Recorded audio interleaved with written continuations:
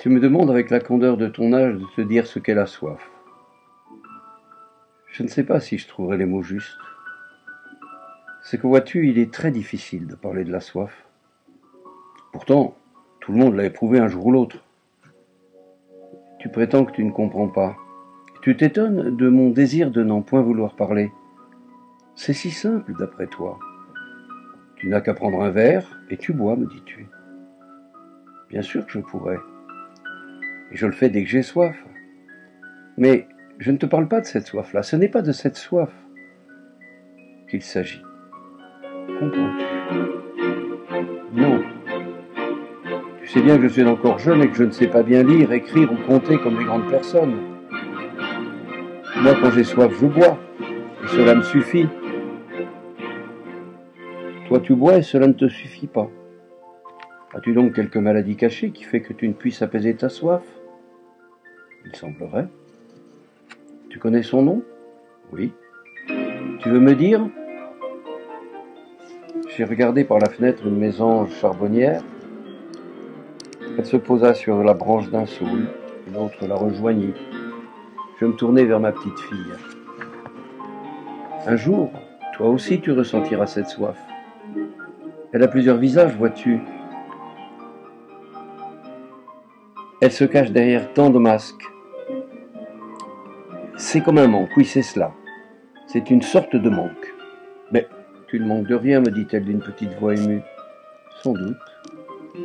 La voix, les mots de ma petite fille s'envolaient comme un vol de papillons autour de ma tête, ils ne m'atteignaient plus. J'étais parti à la quête d'un rêve sans doute. Soudain elle se mit à crier. Mais tu ne m'écoutes pas. Tu es comme toutes les grandes personnes, tu te moques de ce que les petites filles comme moi ont à demander. Tu te fiches pas mal de me répondre. Et elle répéta avec rage ses petits poings serrés. Tu es comme toutes les grandes personnes. Il n'y a que toi qui compte. Je m'en vais.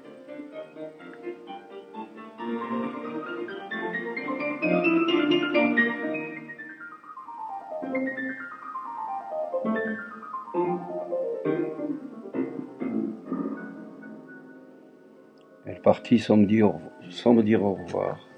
Je la suivis des yeux par la fenêtre aussi loin que je pus. Pouvais-je lui raconter que de cette soif-là on ne guérit jamais? Pouvais-je lui dire que malgré son incurabilité, on ne peut que désirer pourtant cette soif-là?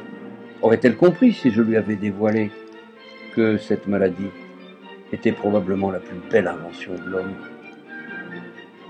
Je suis resté à regarder le ciel, puis la nuit vint.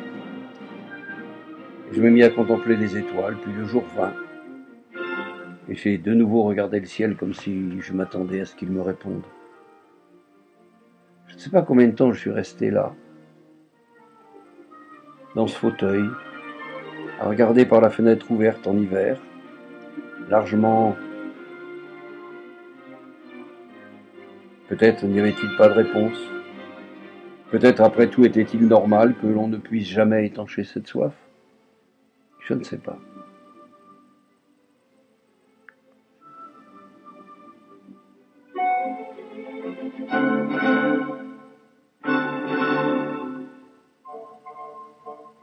C'est alors que ma petite fille revint.